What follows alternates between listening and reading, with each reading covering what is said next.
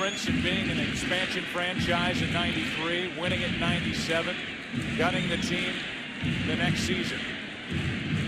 They've had only 2 winning seasons, 97 and 2003. Trying to win it all again. Posada, slow roller right side.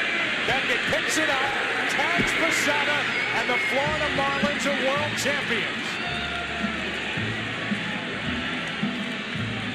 The Marlins have stunned the Yankees, shocked New York, and this improbable team, improbable ride, they end up on top, winning in 6 games over the Yankees.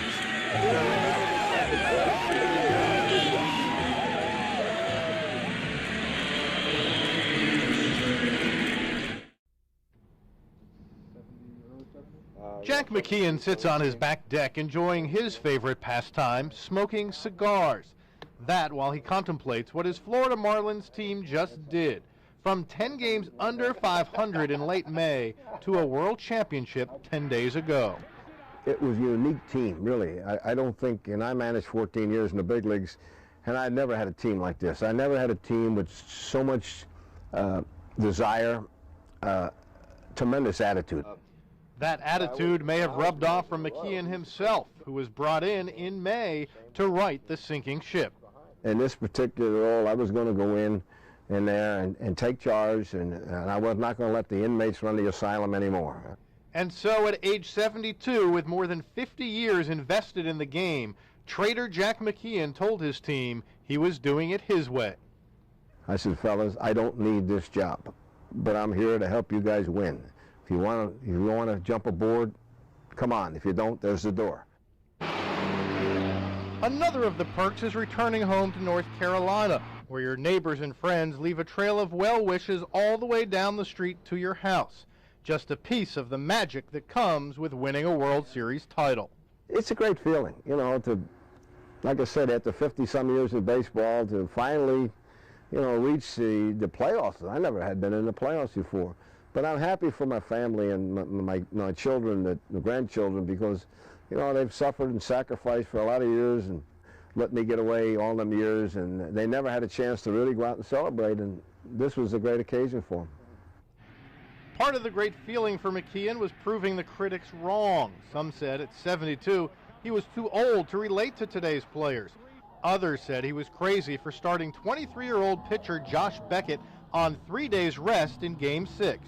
I flatly told them, if you guys here in the media can guarantee me we'll win Game 7, then I'll hold them for Game 7. My philosophy was, I'm not worried about Game 7. I want to win Game 6, so there is no Game 7. McKeon will try to double the pleasure next season. He signed on for 1 more year with the Marlins, and in July he says he'll get the thrill of managing in the All-Star game. At 73, he'll be the oldest manager to accomplish that. To me, age is just a number, really. I after hanging around with these guys for 6 months, I feel like I'm about 45, really, and you know, I'm ready to go. Happy Saturday, fellow collectors. Welcome back to another TTM show, Saturday special, and these are shows where I share some kind of TTM return, which I find special in some way, whether it's the person's story or whatnot, something about the card, the story, etc. I got a good one today, and you saw that intro. You guess who it is. It's the manager, Mr. Trader Jack McKeon. Here, I got him on the 1989 Topps and on the 90 Topps, and he also signed the index card. I got one more I'm going to show you in a bit. It's 3 cards, 3 items sent, 4 items signed, 14 days, no fee, out of Greensboro, North Carolina, Piedmont Triad area. His nickname is Trader Jack. He was a terrific manager for many years. Indeed, he nicknamed Trader Jack, was the GM of the Padres too, from the 1980 to 88. He managed 16 seasons with the Kansas City Royals, Oakland Athletics, San Diego Padres, Cincinnati Reds, and Florida Marlins. As 2-time NL Manager of the Year. He won the World Series, as you saw in the intro, being the Yankees 4-2 which I love to see, in 2003. And he did answer a few questions, and I asked him, what was your favorite, most memorable game? I was wondering with the Padres, because I figured with the Marlins that would be most memorable. All of them. Any advice for young players? Work hard, love game, take notice for... don't take nothing for granted. Persistence is the key to success. Persistence. Be persistent always. And I also got him signed here on this photo that I printed out. As you know, him after the 2003 World Series victory, and I love that opening interview there, right after the series, saying, "Hey, you work hard and come here to play, and we're gonna win it." And he took that Marlins team all the way. I remember watching that. I was actually down in Florida, down in the Florida Keys at the times, on a little vacay, and I remember watching that in a bar in the Keys, and I was ecstatic because, it was a tough loss, the series versus the Yankees and Red Sox, and I was all in on the Marlins, and I had been following them throughout that season, and they played amazing, and you see that Game 6 with young Josh Beckett, who later came to my Sox and won another World Series in 2007. So I'm just a fan of baseball, and that series was a lot of fun. And Jack McKeon obviously was a big part of that turnaround for that 2003 Marlins team. Another interesting thing about Jack McKeon that I found out a few years ago that I really found inspiring was a story that I learned about his faith. He's a very devout Catholic Christian, and I heard this story, his devotion to his faith, and I put it together a little montage here about his faith, which I hope you find just inspiring as I have. And it's followed by a news report about he made a comeback after retiring from the Marlins, I think after the 2005 season. He made a brief comeback in 2011 at the age of 80 years old, and I added that as well. I thought that was cool. So I hope this tells a good story about his faith and about his comeback from baseball at 80 as well, back in 2011. Hope you enjoy. I have tremendous faith in St. Thérèse, and I really didn't know much about her until in church some gentleman came up and handed me a novena to St. Thérèse. And from that day on, every time I get in a jam, she just comes through. Jack McKeon. Jack is the manager for the Florida Marlins, a World Series champion with over 50 years in professional baseball. But aside from his career in baseball, we're going to talk today about what really matters to Jack, his faith and his family. Jack, thanks so much for coming on our show. Thank you, Monsignor. Jack, you have a wonderful book called I'm Just Getting Started Here. You talk about baseball, but you also talk about the experience of being a man of faith. In the book, as elsewhere, you talk about this special relationship you have with this Catholic saint called St. Therese, the little flower. Why is she so special to you?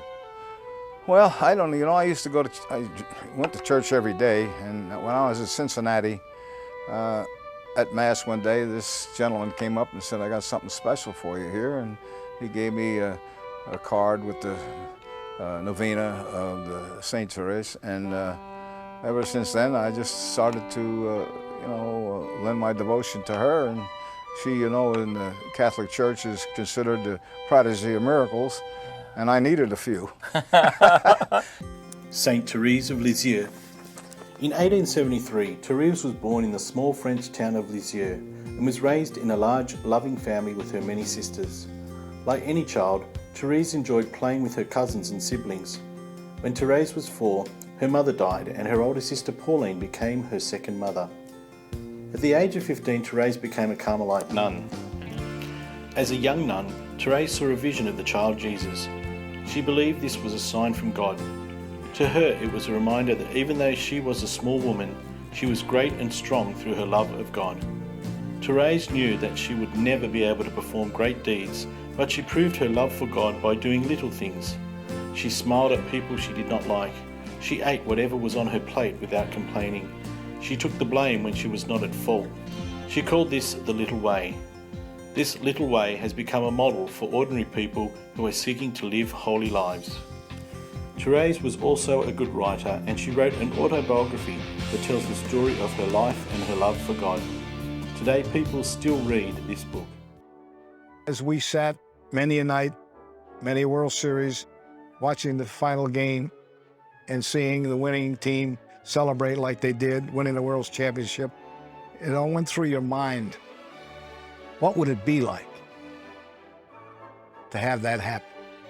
Jack would seek help from above and turn to one of his favorite saints, Saint Thérèse, the Little Flower. I just didn't think my career was fulfilled, and I wanted one more chance. And I asked Saint Thérèse if she'd intercede with the good Lord and see if the Lord could give me one more chance. Well, you know, on May, I think it was May 10th or 12th, 2003, I'm sitting here watching television. It's about 10:45 at night, and I get a call from Jeffrey Lurie, the owner of the Marlins, telling me that they made a change in the manager, and they want me to come down and manage the club. And how soon can I get there? If you realize that St. Thérèse is also considered in the Catholic Church the prodigy of miracles. Well, when I took that club over in 2003, I needed a miracle. So I leaned on her a little bit, and I have to say honestly that I think she deserves that title, because she, in 2003, I think because of her, we were able to pull off the big miracle and win the World Series. Some writer asked me at the World Series, he said, who do you consider your most valuable player? I said, no doubt in my mind, St. Thérèse. Jack, I want to talk about the faith in terms of who gave it to you. Where did the seed get planted in you that made the Catholic faith so important to you? Well, I think, you know, my parents deserve the credit for that. We grew up in a very strong Catholic faith.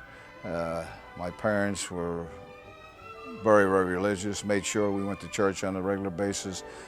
We went to Catholic schools, and I went to a Catholic college for 2 years, but I think their inspiration and their encouragement, I think, was the foundation. Jack, speaking of schools, because I think it's important as something that's a value for you, you go off to college, to Holy Cross, and then you leave to go play baseball. But you come back over the course of 14 years to finish your degree. Why was it so important for you to get that college degree? What did it mean to you?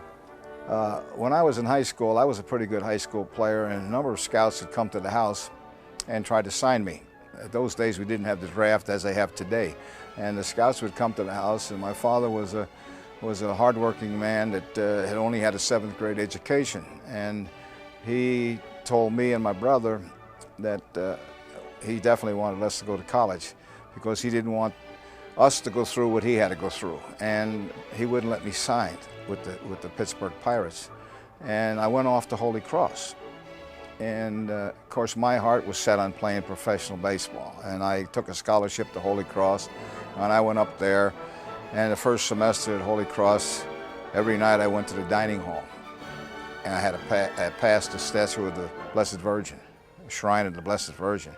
So on my way back, I would stop and pray for about 15 or 20 minutes, asking the Blessed Virgin if she would intercede with the good Lord and see if there's some way that he can convince my father to let me sign. Well, we came home for Christmas break. Scouts came back to the house, and my father called me into a room, and he said, "You really want to play, don't you?" I said, "Yeah." He said, "Well, I'll tell you what I'll do. I'll make a deal with you. If you promise me you'll get a college education, I'll let you sign." So I said, "That's, you know, a piece of cake." So I got a chance to sign. So I kind of look at that as saying that the power of prayer really got me into the game of professional baseball. In fact, every time I get in a jam now, I pray to the Blessed Virgin and say, "Hey, you got me in this mess, now get me out of it." And she comes through more often than that. She certainly does. You credit... Born in 1873 to religious parents, Thérèse lost her mother at the age of 4. Thérèse was very sensitive as a child and was often overwhelmed with emotion. A word of criticism or a small loss could send her into tears. Thérèse prayed for Jesus to stop these outbursts, and she eventually developed an incredible force of will.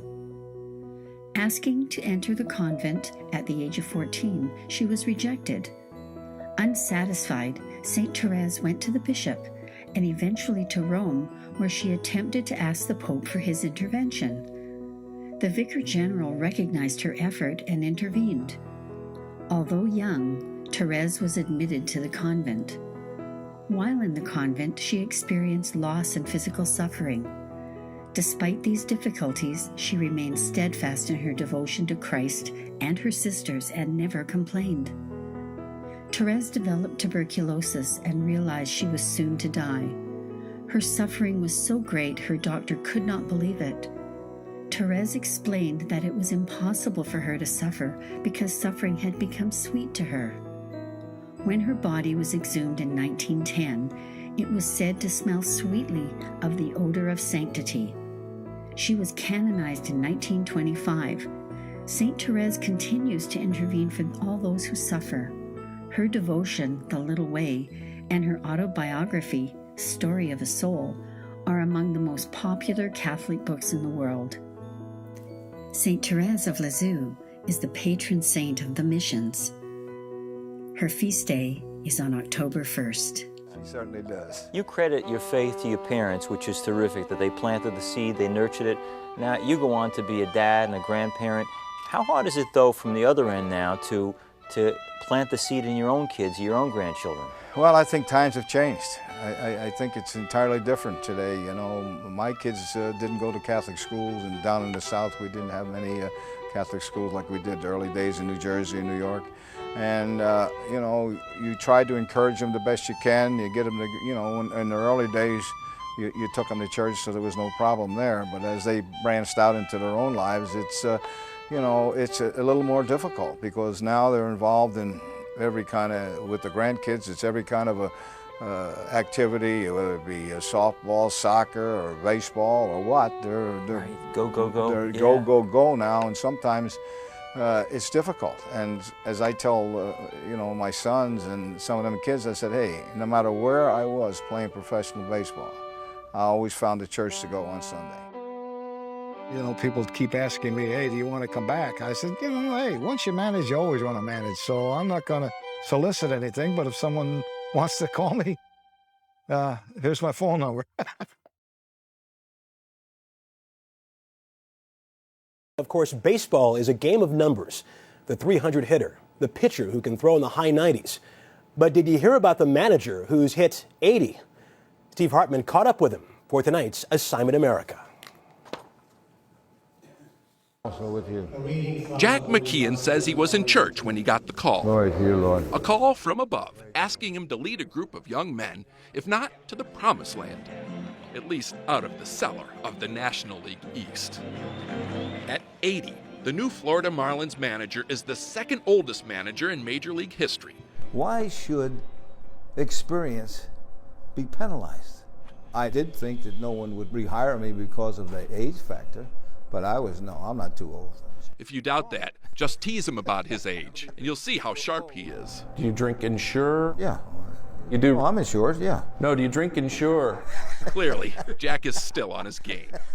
He started managing in 1955, and over the years, earned a reputation as a tough coach and fierce competitor. McKeon looking on. But it wasn't until 2003, at the age of 72, that it finally paid off. The Florida Marlins are the champions of the baseball world.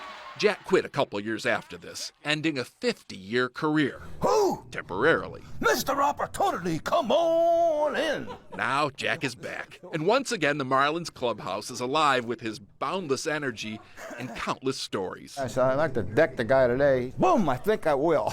Listen to a few. Pound his head into the ground. And you can see how he got his reputation. Ooh, I forgot they were on TV. That's when you were young, you know what I mean? Full of life. Yeah. Today, he's a much softer touch, more guppy than Marlin. Good job. Keep up the good work. Get on that base, steal it. Got it? A little more patient. I don't let little things bother me anymore. What about losses? No, I don't know. Losses don't bother me. They don't bother you? No. Catcher, John Buck. I think everybody was like, well, we didn't win, but he was like a grandpa being proud of all his guys for playing hard. He still takes the game seriously. It's just now he's more serious. Have a little smile now, come on. About not being too serious. Keep him smiling, he'd be happy. He'll play better.